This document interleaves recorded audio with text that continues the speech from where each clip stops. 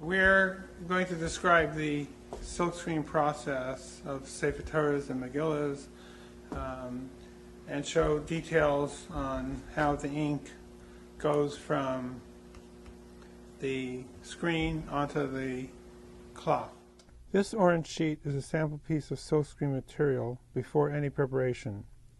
The silkscreen sheet has tens of thousands of tiny holes that allow ink to be pushed through to the cloth underneath.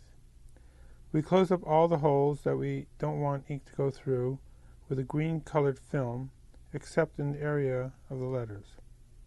Those holes that represent the letters are left open to allow the ink to be placed in the screen and then pushed through onto the cloth. The film that blocks the holes of the screen is applied on top and underneath the screen. The films create a holding area for the inked letters to sit and remain until the letters are pushed onto the parchment. The silk screen is then secured onto a frame, which is then mounted onto the silk screen table. What you see now is a flexible plastic blade that acts like a large kulmus and writes many letters at once. I will now show how the blade is used to push the ink onto the cloth, similar to the tip of a kulmus pushing ink. Our blade just does many letters at once instead of one at a time. The ink that we use is a slightly thicker ink, and we apply the ink first onto the left side of the screen. Now the ink is placed onto the screen and remains inside the silk screen until manually pushed onto the cloth. We place the ink to the left side of the screen.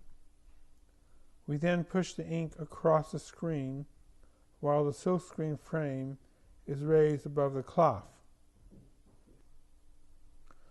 You will notice that no ink has dripped or poured through the screen onto the cloth. Even when I pass my hand close under the screen, no ink drips on my hand. Before I actually silkscreen the cloth, I will first show how the letters on the screen already have the completed letters formed inside the screen. When I press my fingers under the silkscreen, you will see the ink letters that were suspended in the screen become written onto my fingers.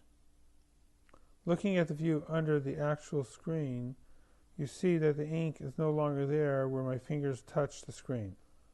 Now I will demonstrate the complete silkscreen process, from first making the sirtut on the cloth till the writing and drying of the ink.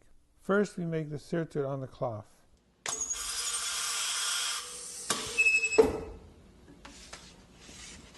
Secondly, we put the cloth under the silkscreen frame on the table. Third, the ink is pushed into the letters on the screen.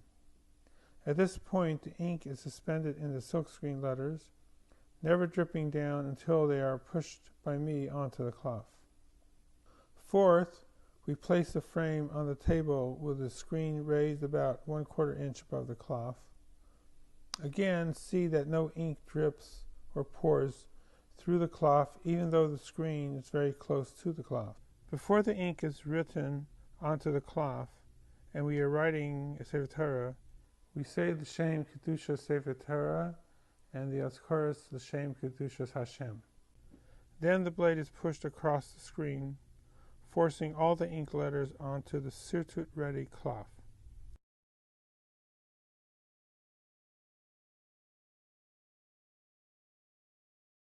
Now we have perfectly written ksav on the cloth that we just transferred from the screen. We will now dry the ink on our dryer.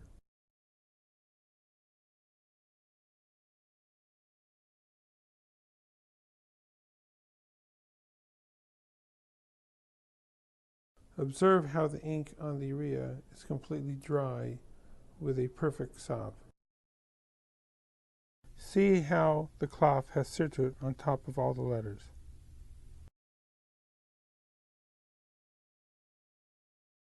Take a look how no more ink remains in the letters of the silk screen.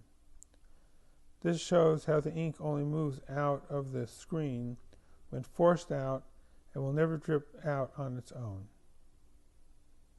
This completes the demonstration of the silkscreen process.